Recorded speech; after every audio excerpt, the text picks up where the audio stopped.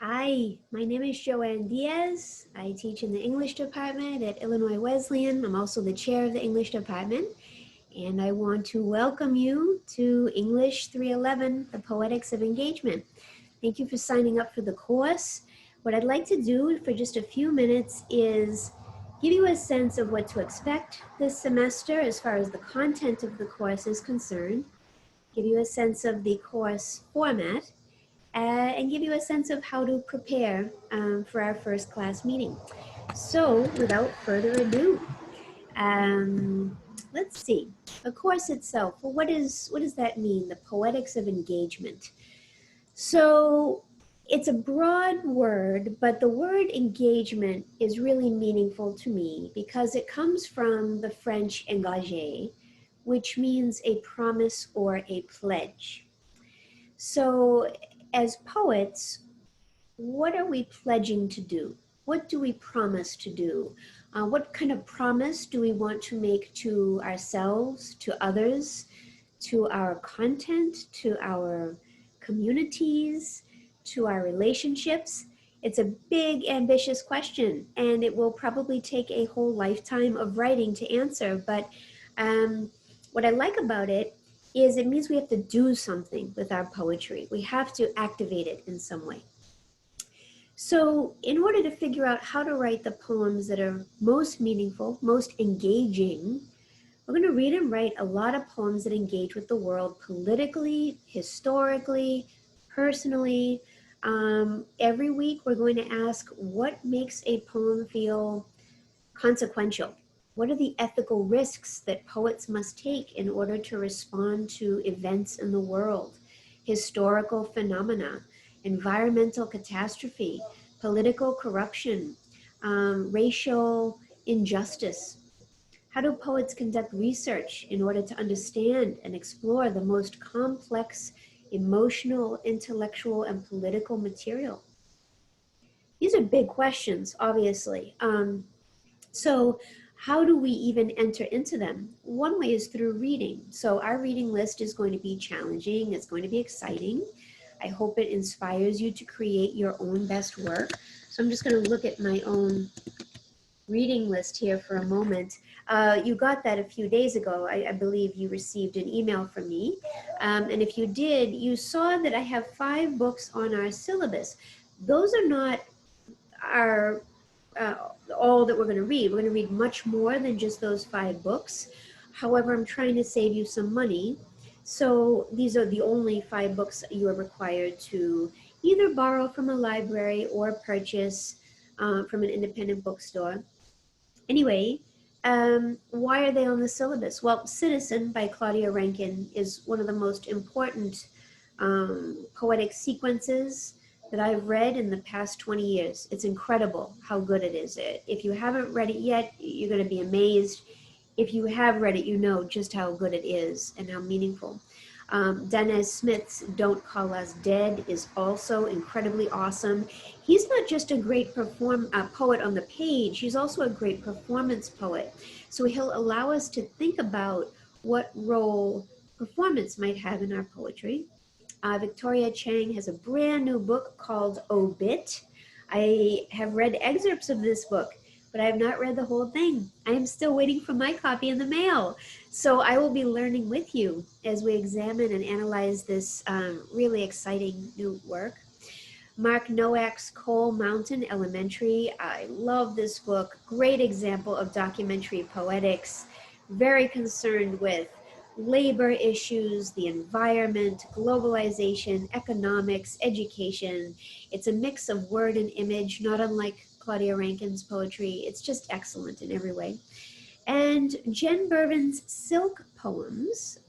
This is an amazing project. I can't wait to talk about it. The reason it's so exciting to me is because it's so interdisciplinary. She's looking at neuroscience and microbiology and all kinds of technology and ideas about the mind and brain in these poems that are just, it's going to blow your mind. You're going to love it. I know I do. So those are the required books for class. Get them new, get them used. If you find online versions, you'll use the online version. If you don't want to purchase them, get them from the library. So whatever you do, as long as you have the books in hand, and sometime in the next month, that would be great.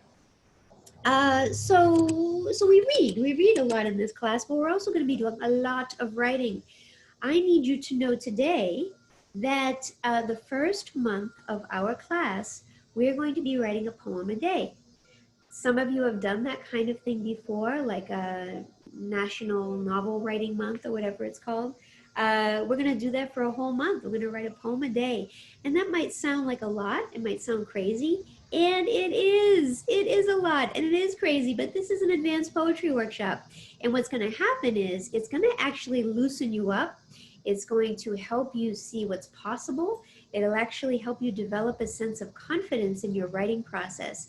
And even if after those 30 days, you only end up with 6 or 7 poem drafts that you're like really loving and excited about, that's still 6 or 7 poems in 1 month. That's phenomenal. And now you might have the material for your revisions for your final portfolio. That's pretty good, right? So a very intense first month. It's going to really keep you hopping. And we're going to do a lot of workshopping. So after that first month is done, lots of workshopping, lots of revision exercises.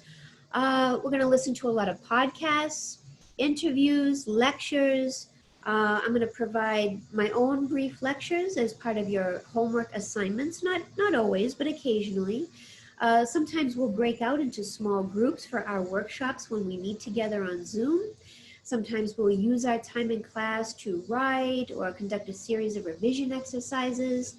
Quite often, I'll be providing you with audio feedback on your work.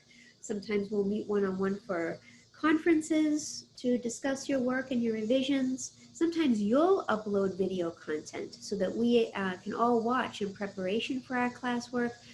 Regardless of what activity we're doing, I'm going to try to make it as accessible and fun as possible because I do not know about you, but making things fun has been a challenge in recent months.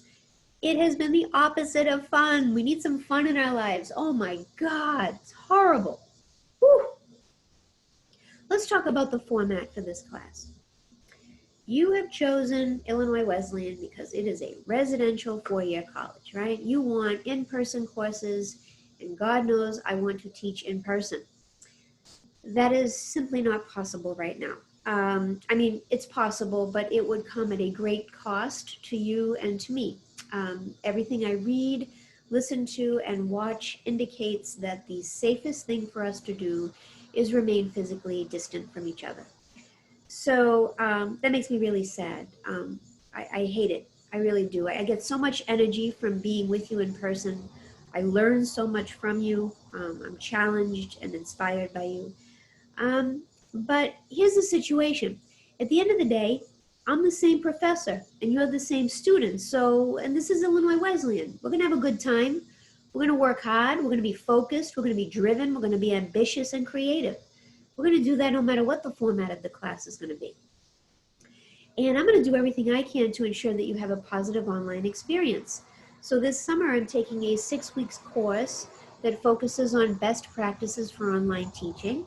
And, you know, I want this course to be inclusive, accessible, welcoming, interactive, easy to navigate. And that's my commitment to you. I promise you that I will do my very best. I also promise I will make many mistakes. I will be working from home, which means that sometimes you will hear my son practicing piano in the background. Sometimes you will hear a plane overhead, or cicadas humming in the bushes, or the mailman dropping off the mail. And that will be part of the charm of the class. And I imagine that you'll have some challenges as well. But that's okay. The most important thing is that we do our best to stay on track, engage with the work, do our writing, do our reading, and it's very challenging work, but that's what you've signed up for, so I look forward to it.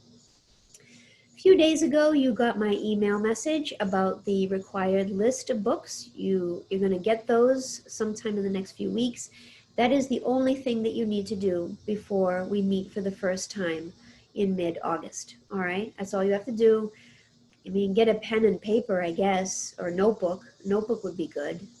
If you have a writing notebook already, use that. If you don't have one yet, get one.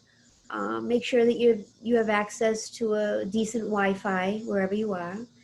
Be aware that we're going to work on Zoom. That is my preferred software for our synchronous classes. And that's about it. So thank you for watching this video. Thank you for listening. Let me know if you have questions, and I look forward to beginning our work very soon. Thanks.